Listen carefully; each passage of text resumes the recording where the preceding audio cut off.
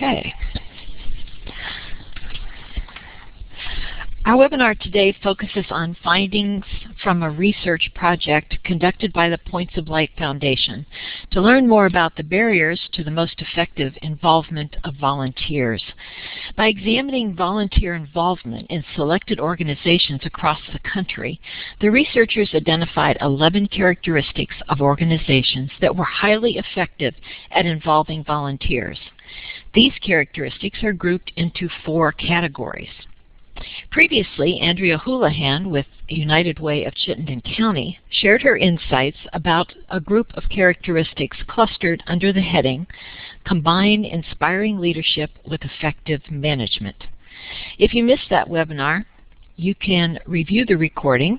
It's just a click away on our website. Today we're focusing on the first group of characteristics titled, Lay the Foundation Through Mission and Vision. I'm Ellen Rowe, and we'll begin our webinar, and Sarah will be joining us in just a few minutes to share some practical ways to lay the foundation of volunteer involvement. I'd like to start out with a question, and that is, do you believe that your volunteer development program is built on the mission and vision of your organization? If so, would you click on the green check if yes, and the red X if no. Do you believe your volunteer development program is built on the mission and vision of the organization? Go ahead and either choose the green check or the red X.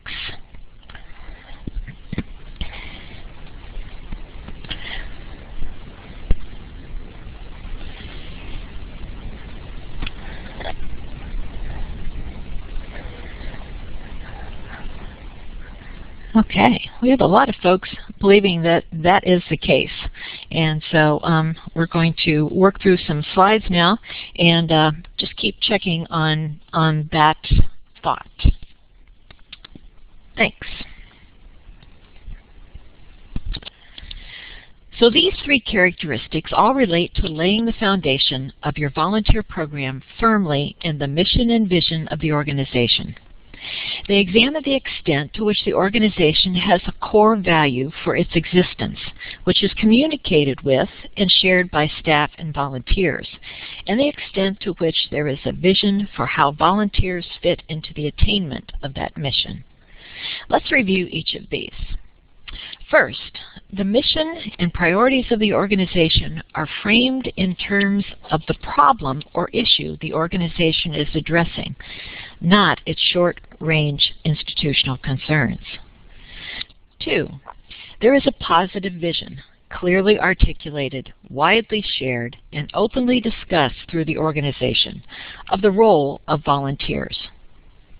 3, volunteers are seen as valuable human resources that can directly contribute to achievement of the organization's mission, not primarily as a means to obtaining financial or other material resources. I searched the Vermont nonprofits and worked with a Burlington area list of 20. Over the next several slides, we will look at the mission statements for 5 of these nonprofits. As an aside, I was able to locate the mission statement off the home page for the nonprofits within 1 mouse click. As we review these mission statements, try to identify the problem or the issue that the organization is addressing. Identify at least 1 role for a volunteer. If you're starting a volunteer program at the nonprofit, what task would you identify for your very first volunteer? And finally, think about how the volunteer would contribute to achieving the mission. So let's consider Cathedral Square. Its mission statement is Healthy Homes, Caring Communities, Positive Aging. Can you identify the problem or the issue that the organization is addressing? Could you identify a role for a volunteer with this organization? Can you see how the volunteer would contribute to achieving this mission?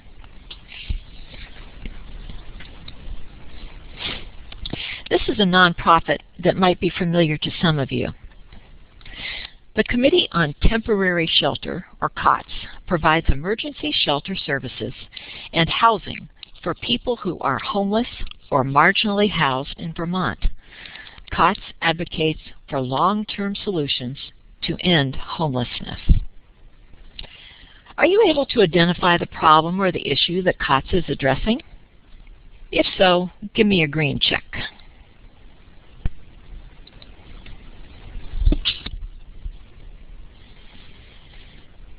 Great. This mission statement is really easy to pick that out, isn't it?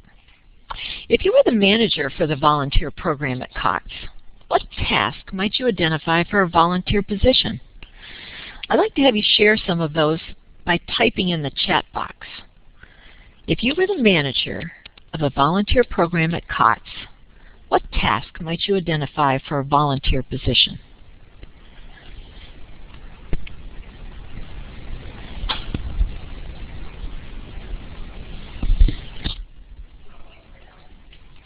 Nope, I'm using the chat box. Okay, a person to welcome folks as they come in. Good one. Anybody else? Taking incoming information, welcoming. Good.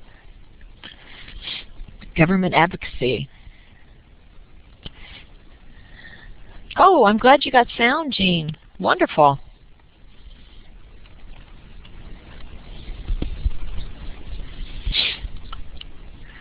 Okay, thinking about some of these tasks that you identified. Oops, there's coming some more. Great.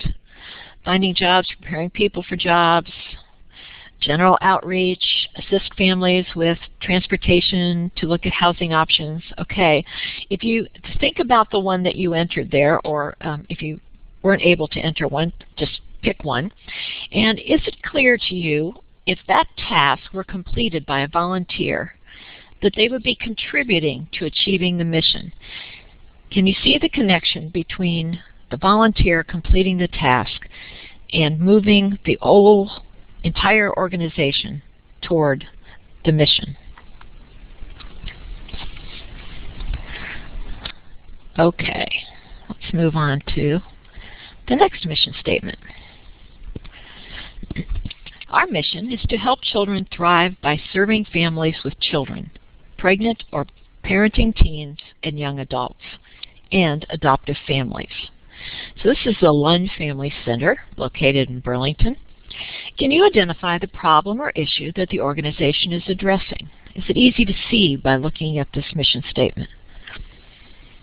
Do you think there's a role for a volunteer with this nonprofit?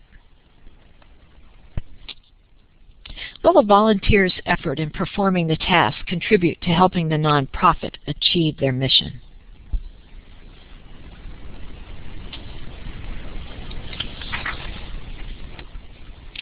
The South End Arts and Business Association enhances the economic vitality and eclectic mix of Burlington's arts and business community in the area south of Main Street by promoting our unique blend of art, commerce, industry, and entrepreneurial spirit, providing an influential voice to promote and ensure our members' common interests, and informing our members of issues that affect our community and the actions we take on its behalf. This may be a nonprofit that you're not familiar with, but it has a rather extensive mission statement here that was easy to find on their website. Can you identify the problem or issue that the organization is addressing as you look at this mission statement? Do you think there's a role for a volunteer with this nonprofit? Once again, I'm going to ask you to type in the chat box and see if you can identify a role for a volunteer with this nonprofit.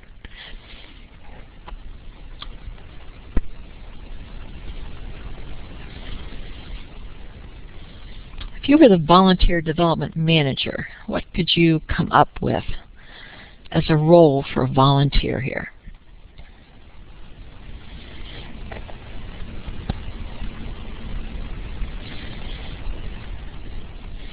Serving on the board. Good. Social media, newsletter, about the arts events in the community. Excellent. Someone to post information about events, sales, etc. Great. Okay, anybody else? Events coordinator, yes. And if you think about these tasks for a volunteer, will the volunteer's effort in performing the task contribute to helping the nonprofit achieve their mission? Always need to make that connection. And finally, let's consider the mission statement for United Way of Chittenden County. Can you identify the problem or the issue that the organization is addressing? Think there's a role for a volunteer with this nonprofit? Will the volunteer's effort in performing the task contribute to helping the nonprofit achieve their mission?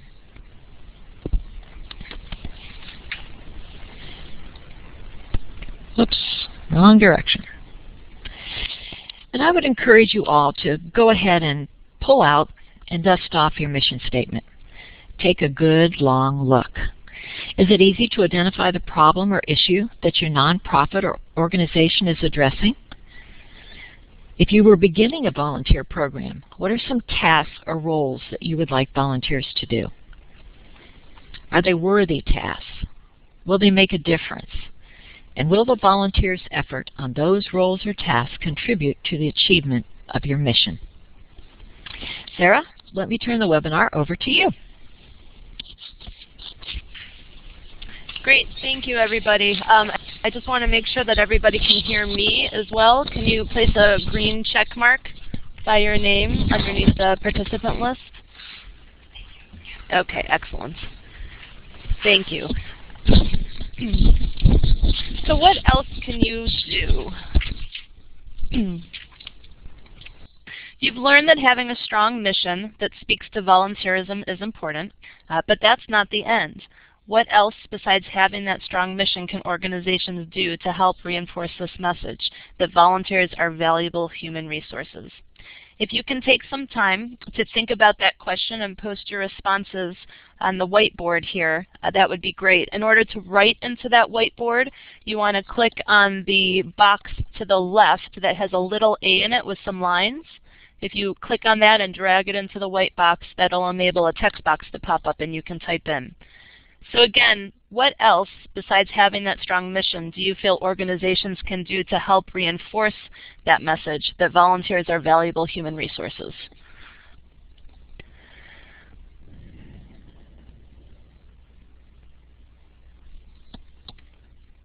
Great. So volunteer recognition programs are very important. Absolutely. Publicly appreciate volunteers. Good. Others? Training. I'm assuming that's training for volunteers. Is that correct?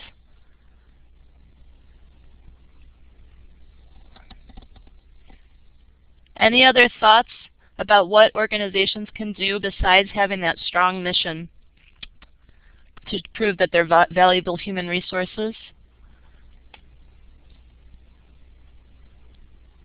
Continued support of volunteers.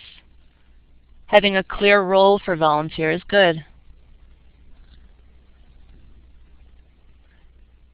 Public relations that features volunteers at work. Excellent. So sharing the impact, sharing what they're doing. Recruit volunteers with specific skills.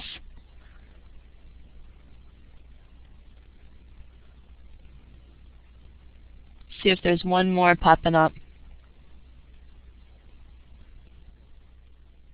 Okay, excellent. Oh, here's another one. Connect volunteers with pay like community service hours. Good. Providing an incentive for them. Okay, great. There are a bunch of things, and I think as we go through the next few slides, you'll learn of some others as well that can help reinforce both the mission as well as the fact that volunteers are valuable human resources. If we can get back to the slide, Lindsay, that would be great. Ensuring the mission and roles for volunteers. Oh, I'm going to go back. Great, thank you. Ensuring the mission and roles for volunteers within that mission is carried forward in a few concrete ways, like some of the ones that were just listed on the whiteboard, will go a long way towards a successful organizational culture that values volunteers. So let's talk a minute about the organizational documents as well as culture. Organizational culture that values volunteers should be seen throughout the organization. The culture of the organization can and should reinforce the mission. As defined by Edgar Schein, culture is a combination of customs and rights. There are different levels of culture or things that reinforce that culture that can be seen throughout the organization. One of those is called artifacts. Those are tangible things that could be read, handled, viewed, or exist in an organization that, again, help reinforce the mission. Organizational documents such as these on the slide are artifacts that help to define the culture. Ensuring these artifacts refer back to the mission throughout organizing documents is critical. Let's explore this a little bit more. So we're going to start with a poll. And the question is, who develops the documents for a volunteer program? And Lindsay, I was going to have a poll with letters pop up. Yes, sir. I have the letters underneath the participant box, A, B, C, and D. Do you see those? Okay.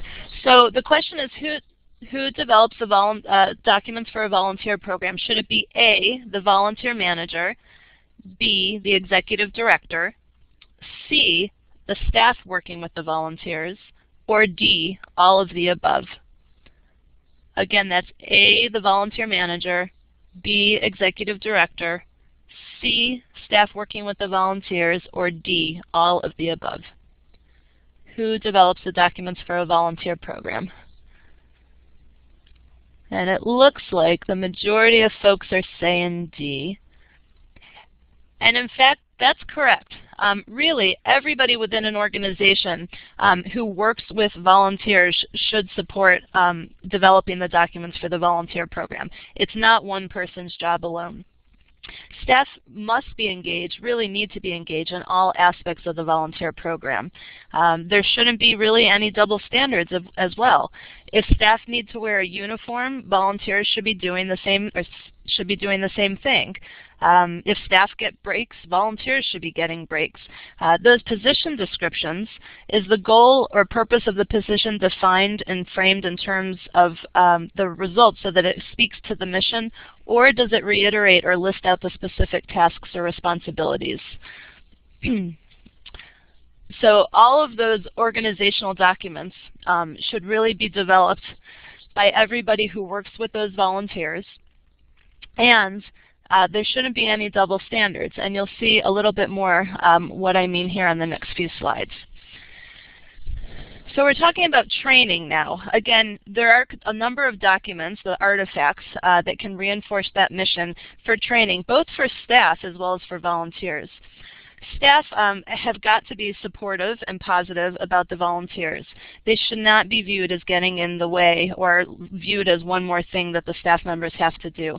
If staff have a say in defining the roles, the tasks, how the training occurs, how the supervision is handled, and providing feedback, they'll feel more ownership over the volunteers and supportive of them.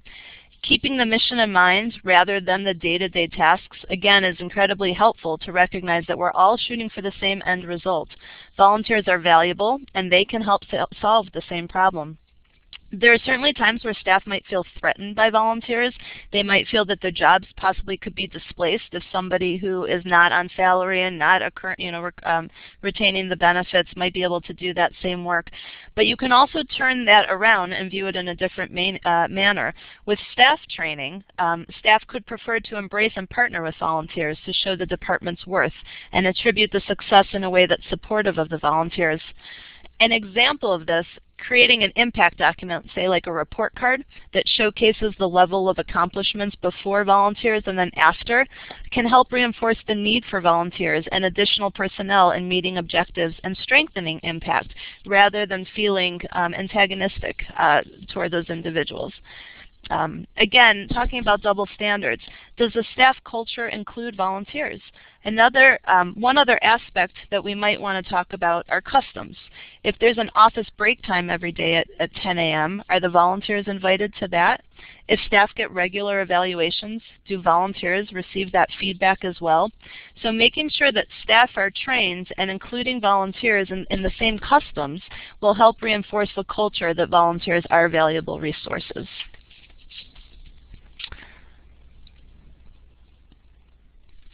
Also training for volunteers, which was one of those mentioned on the whiteboard a little bit. To reinforce that volunteers are valuable and that they can help solve the problem too, they must be on board to solve the problem in the same way, and they must understand that clear vision, which certainly comes from training of the volunteers in a variety of areas. I'm going to tell you two stories about an experience I had as a volunteer manager at an animal shelter out west. The first one is in regards to a volunteer who wanted to come and help the animals, as most volunteers in an animal shelter do. This particular animal shelter did euthanize, and the mission of that animal shelter was to save and help animals in need. This volunteer obviously wanted to help the animal, but she wasn't supportive of euthanization. And understandably, it's definitely a challenging thing to wrap your mind around. And of course there was conflict. That individual kept trying to save every single animal that might have been slated for euthanization for a variety of reasons. And through the volunteer program, we continued to try to find roles that might be a better fit, like fostering. A role where maybe they didn't come into the facility, a role where there was still a lot of feel good and value, but ultimately there was just this fundamental difference. It was a mismatch.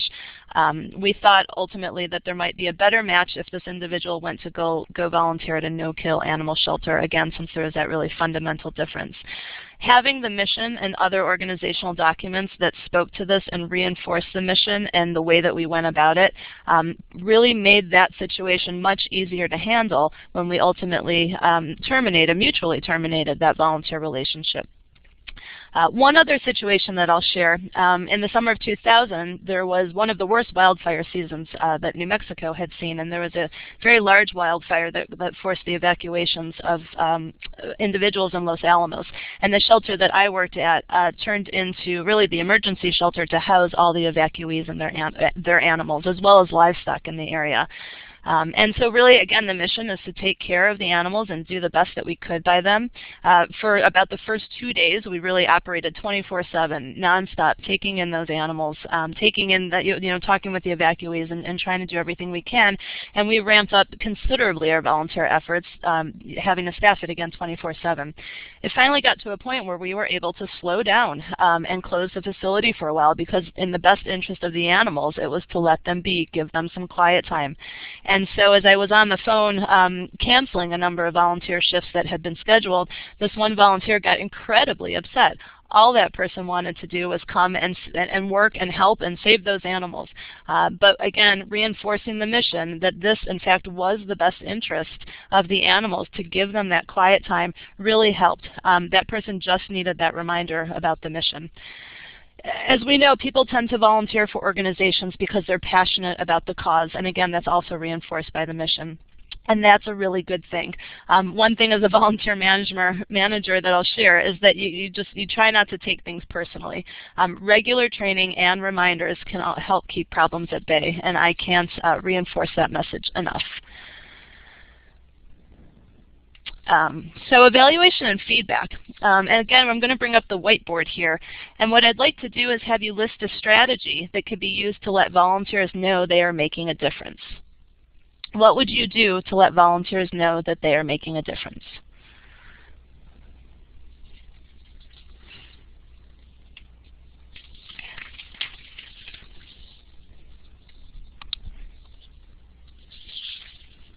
Thank you notes. With specific information, great. Newsletter articles that highlight successes, fabulous. We've got one on top of another. Give appreciation awards or gifts, great. Include their accomplishments in program outreach. Sounds like you folks have done a lot of this already. Document their contributions. Any other ideas out there?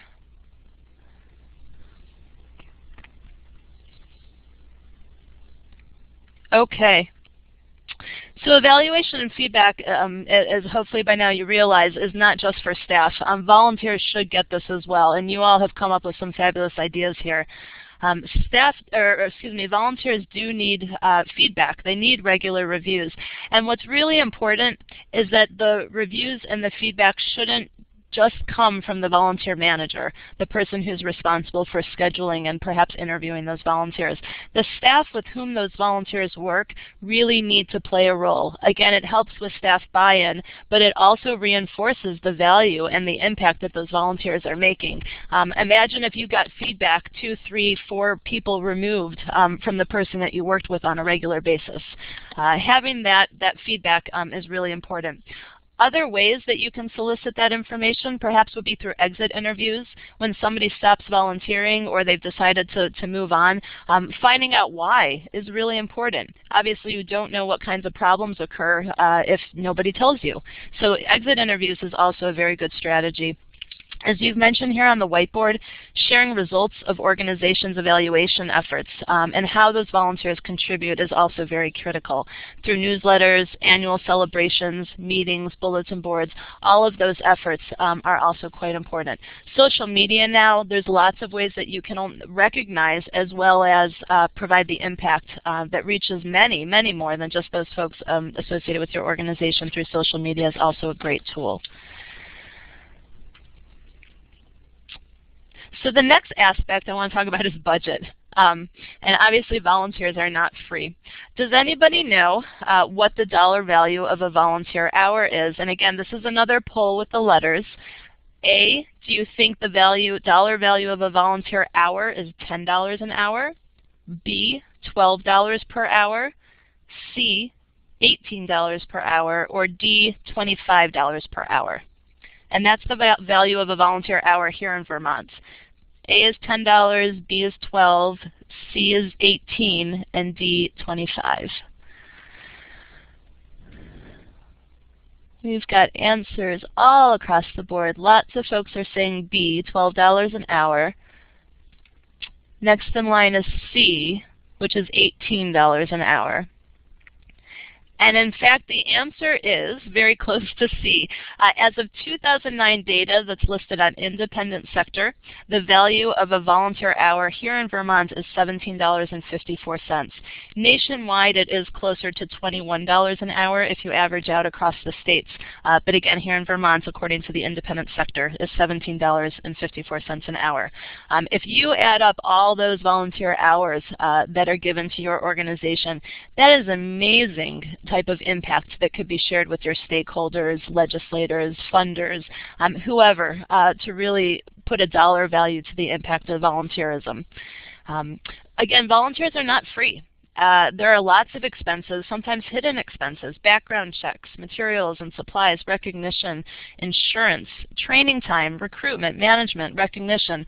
Absolutely, staff who are paid and retaining benefits have additional costs, but organizations should not overlook volunteers that are valuable and, again, provide needed skills, and they need to be appreciated.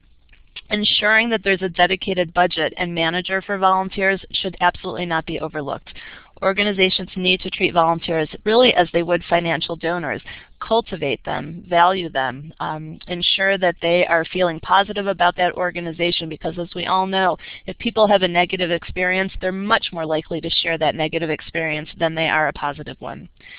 We're going to talk a little bit about baby boomers in a moment, but I don't want to forget on this particular slide that other ways of volunteerism or other methods are also equally important when we talk about budget.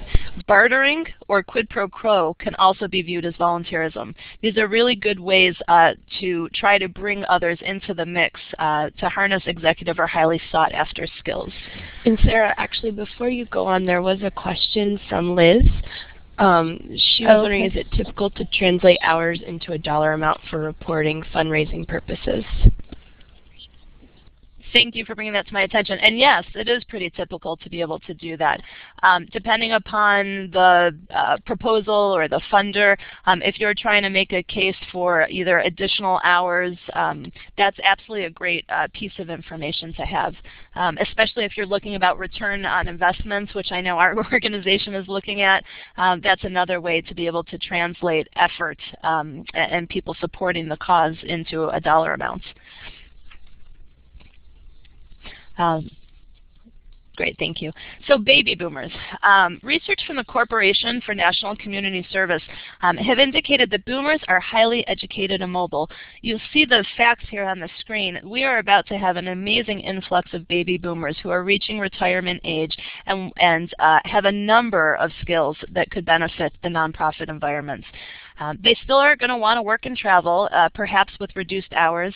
They have helped make some of the biggest transformations, though, in every sector over the past many years and can provide, as I said, many valuable skills. Some studies on recruitment to be able to tap the baby boomers suggest that doing away with the word volunteer, but rather focus on asking boomers to lend their expertise to solve a problem could help. Again, I think this reinforces the importance of a strong mission. Some studies also suggest cultivating them as you would donors, as I just mentioned. Establish a relationship early on. A way to do that perhaps is to tap corporations or businesses who might allow their staff to volunteer in the community, so that you can harness those relationships early, and as they tend to segregate and move into retirement, they may still engage with your organization.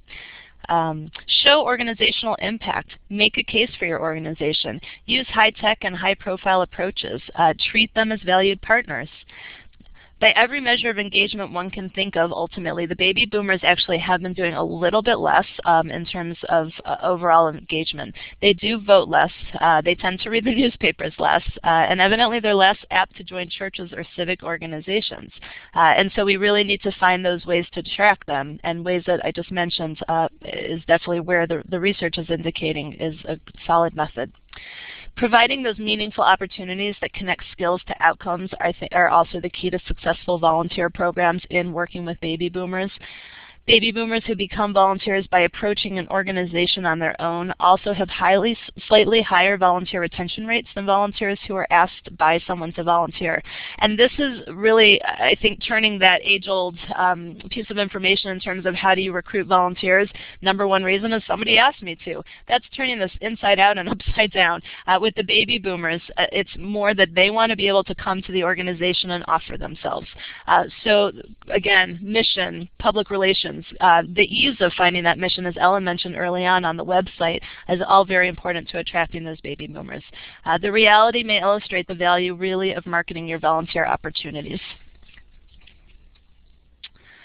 And so, ultimately, what does this mean? I think the two main takeaways that I want to ensure you come away from this presentation with are these. The volunteer programs really belong to all. They don't just belong to the volunteer management. Staff, executive directors, boards of directors, everybody engaged with an organization need to have buy-in. They need to have a role in defining that organizational program, or excuse me, the volunteer program. They also need to have a role in evaluating and sharing in successes and recognizing those volunteers. The second is intentionality. That volunteers are valuable resources and that we need to treat them that way intentionally. We need to set aside those budgets. We need to develop all the promotional and marketing materials, again, intentionally to attract the type of volunteers that you want to attract. At this point in this stage, with those baby boomers retiring, a lot of organizations would really serve them well to take a look at their traditional recruitment materials and the way that they've been recruiting volunteers, and ensure that they are speaking to either having a variety of different sets of those to speak to different types of volunteers, or perhaps doing an overhaul, knowing that the baby boomers are about to retire in large numbers so that you can harness that energy. And with that, if there are any other questions, I'm happy to answer them, but I can turn this back over to Ellen as well.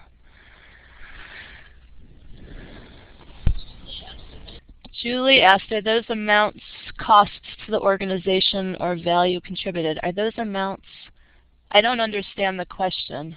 Costs, oh, are they costs to the organization or value contributed? Julie, I'm not sure I understand that question.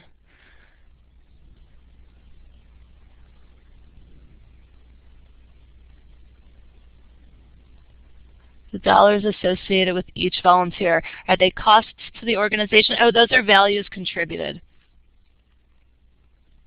So for every hour that a volunteer gives to the organization, that's worth $17.54. That's what you would be paying the equivalent, the value.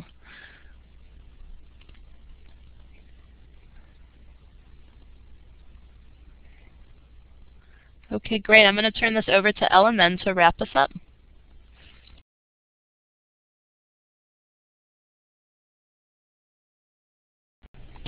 Okay. I'd like to suggest a couple of other resources created for Developing Volunteers module of our Building Capacity project, if you'd like to learn more about that. The first is an asynchronous learning segment, which includes a narrated PowerPoint and can be completed in 30 minutes or less. And you'll have the opportunity to create a wish list of tasks and roles for volunteers with your organization. From the perspective of this webinar, be sure to have your mission statement handy and incorporate it as you work through that learning activity.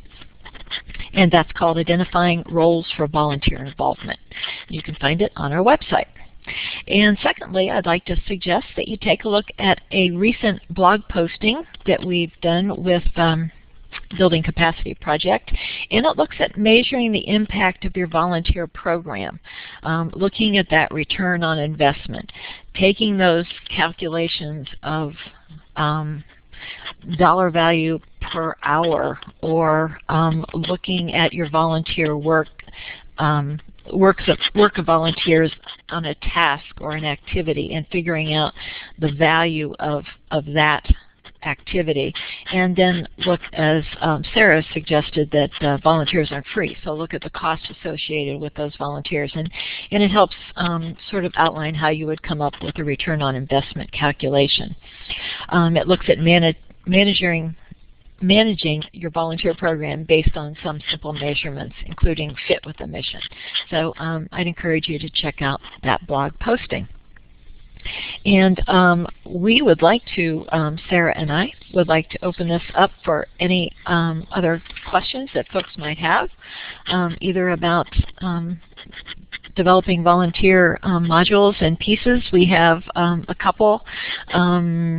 Asynchronous learning opportunities. I mentioned this one. There's a second one there, and a third one is under development, looking at generational differences among volunteers.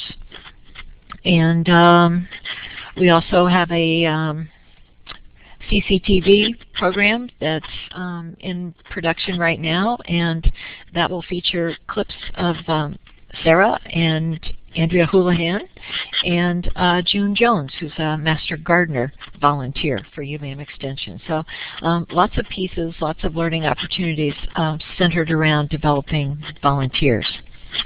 Any questions or comments from anyone?